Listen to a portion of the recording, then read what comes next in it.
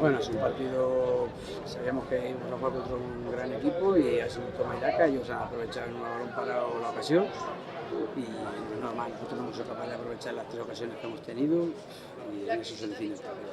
Acabar de decir tú, no somos capaces de hacer un gol y no podemos fallar esas ocasiones de gol tan claras. Si hubiéramos metido, esto pues hubiera sido de otra forma, pero es lo que ocurrió y ahora mismo no podemos darle más marcha atrás.